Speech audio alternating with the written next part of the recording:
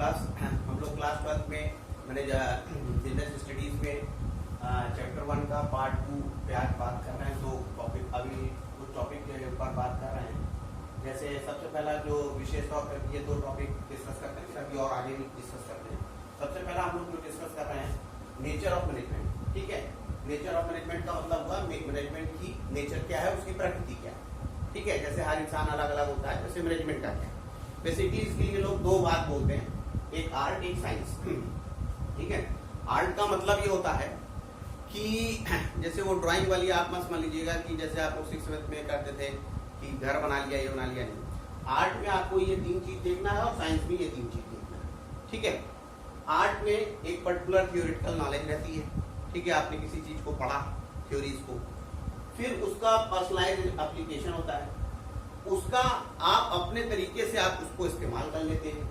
और वो इस्तेमाल क्यों किस तरह से करते हैं, based upon principle and creativity. Principle और क्रिएटिविटी के बेस पे आप उसको इस्तेमाल करते हैं। ठीक है, आपकी अपनी क्रिएटिविटी क्या होगी, उसके हिसाब से आप चीजों को लिखिए। एक पर्टिकुलर चीज रहेगी, वो पर्टिकुलर चीज को आप अपने तरीके से चेंज करके अपने हिसाब से उसको इस्तेमाल कर लेते हैं। ठीक है, तो ये तो बात हुई आर्ट पे। साइंस की क्या बात है, साइंस की बात है सिस्टमाइज्ड बॉडी ऑफ नॉलेज। इसमें हर चीज एक पर्टिकुलर सिस्टम पे रहेगी। ठीक है, हर चीज पर्टिकुलर रूल्स रेगुलेशंस के थ्रू बनी हुई है और इसमें प्रिंसिपल बेस्ड बने हैं। प्रिंसिपल हैं जो बेस्ड ऑन एक्सपेरिमेंटेशन, एक्सपेरिमेंट्स के ऊपर। जैसे लॉ ऑफ ग्रेविटेशन बना, एक्शन रिएक्शन का रूल बना, लॉ ऑफ फ्लोटेशन बना, वो सब एक्सपेरिमेंट्स के ऊपर बेस्ड है। और यूनिवर्सल वैलिडिटी, हर जगह पे वो वैलिड पाई जाती है। ठीक है, तो अब हम लोग जरा मैनेजमेंट को टेस्ट कर लेते हैं इन दोनों ग्राउंड्स के ऊपर। मैनेजमेंट में भी थ्योरेटिकल नॉलेज होती है, बिल्कुल होती है, थ्योरीज है। कुछ पोर्शन हमने अभी बताया, कुछ अभी आगे और बता रहे हैं, तो पहले ही चैप्टर है। फिर पर्सनलाइज्ड एप्लीकेशन, वो जो हम लोग नॉलेज गेन करेंगे मैनेजमेंट को, उनको हम अपने तरीके से चेंज कर देते हैं। ठीक है, तो वो पर्सनलाइज्ड एप्लीकेशन हो गई। और अपनी क्रिएटिविटी का उसमें इस्तेमाल कर देते हैं। ठीक है, अब साइंस के बेसिस पे चले, मतलब एक तरह से देखिए तो ये तीनों फीचर जो है आपको मिल जाएंगे। अब जरा इसके ऊपर बात करते हैं। सिस्टमाइज्ड बॉडी ऑफ नॉलेज का मैनेजमेंट है, बिल्कुल है, यस। ठीक है, यहाँ पे हम लोग इसको क्या कर देंगे, यस। यहाँ पे हमने कर दिया, यहाँ पे भी यस कर दिया, एक हमने यहाँ पे यस लिख दिया, इस पे भी यस लिख दिया, इस पे भी यस लिख दिया। प्रिंसिपल बेस्ड ऑन एक्सपेरिमेंटेशन, हाँ, हेनरी फॉल ने जितने प्रिंसिपल बनाए हैं, टेलर ने जो प्रिंसिपल बनाए हैं, वो सब है। तो जितने प्रिंसिपल बने उनमें भी बहुत सारे प्रिंसिपल जो है एक्सपेरिमेंट्स के ऊपर बने हैं। तो ये भी काफी हद तक है, ट्रू है। ठीक है, एक तरह से इसको आप यस, इसको भी मान लीजिए। और यूनिवर्सल वैलिडिटी की मतलब हुआ, तो यहीं पे थोड़ा सा इसमें दिक्कत है मैनेजमेंट कि बहुत सारे ऐसे प्रिंसिपल हैं जो कुछ जगहों पे लागू हो जाते हैं, लेकिन कुछ जगहों पे लागू नहीं हो पाते। ठीक है, लेकिन फिर भी ओवरऑल देखिएगा तो ये भी एक तरह से यस ही है। ठीक है, तो ये तीनों चीजों को अगर आप लेके चलेंगे तो इसमें दोनों चीजों की क्वालिटी पाई जाएगी, आर्ट की भी पाई जाएगी और साइंस की। तो इसलिए हम कह सकते हैं कि मैनेजमेंट जो है साइंस भी है और आर्ट भी है। उसका एक वैसे भी आप जैसे हम अपने पहले 11th में भी हमने उसके एग्जाम्पल्स बताए थे। जैसे आपको याद होगा 2 एग्जाम्पल बताए थे। एक हमने बताया कि साहब वॉशिंग मशीन किस लिए बनी, कपड़ा धोने के लिए। ठीक है, उससे कपड़े धोए जाते हैं। अब लोगों ने दिमाग लगा दिया, हरियाणा में बहुत सारे लोग ज्यादा बड़ी बड़ी गिलास में लस्सी पीते थे। तो जब कहाँ से हम मिक्सी में इतनी बनाते रहेंगे, तो उन्होंने पूरा घोल के उसी से, और जहां से पानी निकाला जाता है उधर से लस्सी निकाल के दे दिया। ठीक है, तो अब वो कोई भी चीज है, एक थ्योरेटिकल लेवल है, जिसको उन्होंने पर्सनलाइज्ड एप्लीकेशन पे बदल दिया प्रिंसिपल और क्रिएटिविटी के बेस पे। इसी तरह से आप उसको साइंस के बेसिस पे भी देख सकते हैं। पर्टिकुलर एक सिस्टम था नॉलेज का, वो पूरा एक्सपेरिमेंट के बेसिस पे काम करती थी, लेकिन और यूनिवर्सली वो वैलिड भी थी। तो दोनों बेसिस पे लेके चले उसको, उन्होंने मैनेजमेंट फॉर्म में क्या कर दिया, वॉशिंग मशीन से लस्सी बनाना शुरू कर। इसी तरह से आप टेबल फैन को ले लीजिए। टेबल फैन पे है, हर जगह सीलिंग फैन नहीं लग सकता, तो उन्होंने टेबल फैन रखा, भाई टेबल पर रखिए, चलाइए, हवा लीजिए। अब देखिए बहुत सारे जगहों पे आपने देखा होगा जहां भट्टी से खाना बन रहा है या भट्टी से चीजें बन रही हैं, तो नीचे जो है उन लोगों ने उसको भट्टी को थोड़ा सा धोपना पड़ता है। तो उसको उन्होंने क्या किया कि वो जो टेबल फैन है उसको नीचे रख दिया और चला दिया। तो धौकने वाला काम करता है, तो उसको अपने तरीके से यूज कर लिया। तो ये देखिए, तो यही सारा काम मैनेजमेंट है। ठीक है, हमने जैसे लास्ट टाइम बोला था, सारी चीजों को टैक्टफुली अपने हिसाब से लेके चलना है। ठीक है, चाहे वो man, material, machine, money, method, कोई भी चीज। ठीक है, तो ये आर्ट और साइंस दोनों है, आर्ट के भी फीचर है और साइंस के भी फीचर है। ठीक है, अब हम लोग बात करते हैं, बहुत सारे लोग कहते हैं मैनेजमेंट प्रोफेशन के फॉर्म में है। तो प्रोफेशन के ये 5 फीचर्स हैं। पहले ये सारी चीजों को हम लोग देख लिया जाए क्या है क्या ये प्रोफेशन के लिए सिस्टमाइज्ड बॉडी ऑफ नॉलेज चाहिए, एक पर्टिकुलर सिस्टम। अब प्रोफेशनल का 3 मेन आप चीजों के लिए ध्यान दीजिएगा। एक जो ध्यान देखने वाली बात है कि डॉक्टर का आप ले लीजिए। ठीक है, डॉक्टर के लिए MCI। ठीक है, लॉयर के लिए आप ले लीजिए, लॉयर के लिए क्या ले लेंगे, बार काउंसिल ऑफ इंडिया। ठीक है, इसी तरह से CA के लिए क्या कर लेंगे, ICAI। ठीक, तो ये तीनों काम एक समझाने की कोशिश पे ले रहे हैं। सिस्टमाइज्ड बॉडी ऑफ नॉलेज सब में तीनों में रहती है। रिस्ट्रिक्टेड एंट्री, ये तीनों काम कोई भी व्यक्ति नहीं कर सकता जब तक कि वो सारी ये पढ़ाई पढ़ना ले। फिर प्रोफेशनल एसोसिएशन, ये देखिए सारे बने प्रोफेशनल एसोसिएशन के। फिर ये सब लोगों ने कोड ऑफ कंडक्ट बनाया जिसको प्रोफेशनल एथिक्स कहते हैं, चाहे डॉक्टर्स की हो, चाहे लॉयर की हो, चाहे CA की। प्रोफेशनल एथिक्स है, उनको वो फॉलो करना पड़ता है। बहुत सारे लोग फॉलो उसको नहीं करते, लेकिन वो गलत है। ठीक है, फॉलो सबको करना पड़ता है और सर्विस मोटिव से ये लोग काम करेंगे। ठीक है, तो ये सोसाइटी को सर्व करने के। अब अगर हम देखते हैं मैनेजमेंट की, अगर हम बात करते हैं तो सारी चीजों पे करें। सिस्टमाइज्ड बॉडी ऑफ नॉलेज है, बिल्कुल यहाँ पे भी पूरा सिस्टम बना है, सारी किताबें हैं, सब पढ़िए आप उसको, सिस्टमाइज्ड बॉडी। रिस्ट्रिक्टेड एंट्री ऐसा कुछ, तो आप देखिए किसी चीज को लर्न करने का 2 सिस्टम है। एक सिस्टम ये है कि आप एक्सपीरियंस के थ्रू कर लीजिए, और एक सिस्टम ये है कि आप जो है अपना जाइए किसी जगह पे पढ़िए लिखिए, और फिर जो है आप उसकी डिग्री मिलेगी, आप उसकी प्रैक्टिस कर लीजिए। ठीक है, जैसे मेडिकल में अब आप भले ही आप बहुत सारा अच्छा आपको नॉलेज हो गया, लेकिन आपका डिग्री नहीं तो प्रैक्टिस नहीं कर सकते। ठीक है, लेकिन मैनेजमेंट में ऐसा नहीं। मैनेजमेंट में अगर आपको नॉलेज हो गई तो आप मैनेजर के फॉर्म में काम कर रहे हैं। बहुत जगह पे लोग काम कर रहे हैं, कोई जरूरत नहीं उनके पास कि MBA की डिग्री हो। तो एक ये वाले पॉइंट पे थोड़ा सा मामला इसका नहीं।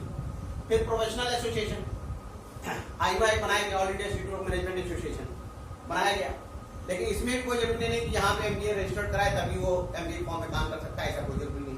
जबकि आप बार काउंसिल में रजिस्ट्रेशन नहीं कराएंगे तो आप लॉयर के फॉर्म में काम नहीं कर सकते। इसी तरह से इन दोनों में भी है। ठीक है, भले ही आप पास हो गए। तो ये मेन प्रॉब्लम, तो इसमें यहाँ पे भी थोड़ी सी दिक्कत है। फिर कोड ऑफ कंडक्ट, मैनेजमेंट का भी कुछ पर्टिकुलर कोड ऑफ कंडक्ट बना हुआ है, मैनेजर्स को ये करना चाहिए, ये नहीं करना चाहिए, तो माना भी जाता है, वहां पे बात ठीक है। सर्विस मोटिव, ये भी बात सही। ठीक है, सर्विस मोटिव के लिए भी जो है आजकल जैसे लॉकडाउन है तो बहुत सारी कंपनी जो है प्रॉफिट मोटिव पे तो काम करती ही है, लेकिन इस बार सर्विस मोटिव पे भी सोसाइटी को सर्व करने के लिए भी कर रही है। ठीक है, तो अभी जो हम लोग ने डिस्कस किया वो ये सारी बातों के ऊपर डिस्कस किया।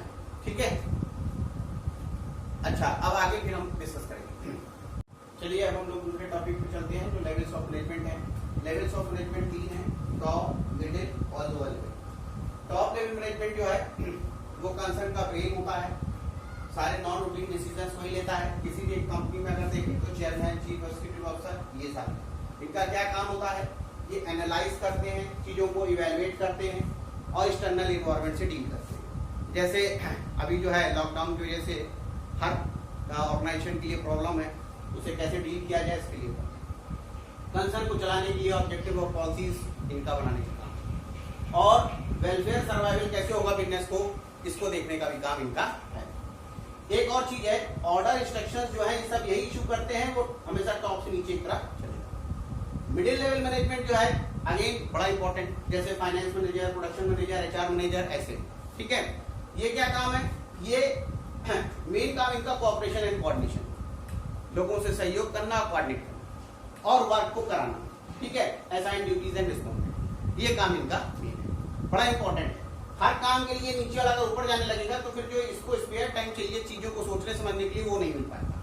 ठीक है, इसलिए ऐसा इसको डिवीजन किया। और जो लोअर लेवल मैनेजमेंट है ये डे टू डे ऑपरेशन से काम करने वाले बंदे यही हैं। ठीक है, तो जितने भी ग्रेवियंसेस आती हैं, जितनी भी प्रॉब्लम्स आती हैं वो इधर से आती हैं, फिर यहाँ से यहाँ जाएंगे, फिर यहाँ से ये यहाँ जाएंगे। ठीक है, तो लोअर लेवल मैनेजमेंट जो है ये फॉर्मेट, लेकिन ये हमेशा रूटीन काम करते हैं। कोई अचानक से सिचुएशन हो जाएगी तो ये डिसीजन लेने में नहीं हो सकते। अपने काम से रिलेटेड बस ये जानते हैं, ठीक है।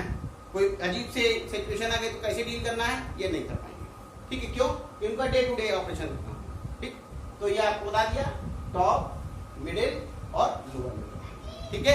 ये 3 मैनेजमेंट के रहेगा। अब ये भी हो सकता है कि किसी ऑर्गेनाइजेशन में ये दोनों एक साथ, दोनों का काम एक ही पास हो, या ये हो सकता है ये दोनों का काम एक के पास हो, तो वो तो सिचुएशन के ऊपर है। इसीलिए आपको हमने बताया था management is science as well as art, ठीक है। अब फंक्शन ऑफ मैनेजमेंट, ये बड़ा इंपॉर्टेंट नाम फंक्शन ऑफ मैनेजमेंट के। अब फंक्शन ऑफ मैनेजमेंट में ये सारे के चैप्टर 1। सबसे पहला फंक्शन क्या? प्लानिंग, ठीक है। डिसाइडिंग एडवांस, पहले से डिसाइड करिए what is to be done, क्या करना है, हाउ कैसे करना है और कौन उसको करेगा। अगर प्लानिंग गड़बड़ तो आगे का सारा गड़बड़। ऑर्गेनाइजिंग में क्या होता है? असाइनिंग ड्यूटीज असाइन करना, टास्क को ग्रुप करना, man material machine money method को एक साथ ला के सारी चीजों का शुरू करना काम, ठीक है। अब स्टाफिंग क्या है? Right people with the right qualification at the right place होना चाहिए, ये काम इसका है। मेनली ये 2 पार्ट चीजों से रिलेटेड होता है। एक को हम रिक्रूटमेंट कहते हैं, दूसरे को क्या कहते हैं? सिलेक्शन, ठीक है, जिसके बारे में भी डिटेल में आगे हम लोग पढ़ेंगे। फिर directing, leading, influencing, guiding, supervising, motivating, ये सारे काम है। लीड करना, इन्फ्लुएंस करना, कहीं दिक्कत आई तो गाइड करना, सुपरवाइज करना, मोटिवेट करना कि हाँ साहब आप ये काम कर सकते हैं, ऑर्गेनाइजेशन के गोल जो है उसको अचीव करने के लिए, तो ये भी काम, ठीक है। अब ये सबसे ज्यादा हेटेड फंक्शन है कंट्रोलिंग। क्यों? क्योंकि इसमें देखिए आप खुद ही आप समझिए, स्टेब्लिश स्टैंडर्ड है, स्टैंडर्ड बता दिया जाएगा, फिर आपकी परफॉर्मेंस मेजर की जाएगी कि आपने क्या किया, फिर कंपेयर किया जाएगा सारा कि कहा कितना क्या था, आपने किया कितना। जैसे अभी हमने पहले वाले में बताया था इफिशिएंसी और इफेक्टिवनेस, वो सब इसी के बेस पे आती है बात, ठीक है। और फिर जहां जरूरत है तो करेक्टिव एक्शंस भी लिए जाएंगे, ठीक है। जो सही है उसको नहीं टच करना। जैसे इसमें 2 फिनोमेना बनते हैं, अगर हम इसकी बात करें तो इसमें 2 फिनोमेना बन जाएंगे, एक बन जाएगा MBO और एक बन जाएगा MBE। मेनली ये जो है इससे रिलेटेड है। MBO होता है मैनेजमेंट बाय ऑब्जेक्टिव्स और MBE क्या है? Management by exceptions. मतलब जहां पे जो काम सही हो रहा है, जो बंदे सही काम कर रहे हैं, उनको टच नहीं करना, ठीक है। और जहां पे गड़बड़ हो रही है, जो लोग गड़बड़ कर रहे हैं, ठीक है, उनको सही करना है, ठीक है। जो सही कर रहे हैं उनको भी आपने गड़बड़ कर दिया तो फिर तब तो फिर पूरा ऑपरेशन ही गड़बड़ हो जाएगा, ठीक है। तो ये दोनों चीजें, तो आज हम लोग ये सारी चीजों के ऊपर बात किए और इसके बाद हमने कुछ क्वेश्चंस दिए, वो क्वेश्चंस वर्कशीट के आप लोग कर लीजिएगा, ठीक है। अब इसके आगे वाला जो पार्ट है वो हम नेक्स्ट वीडियो में अपने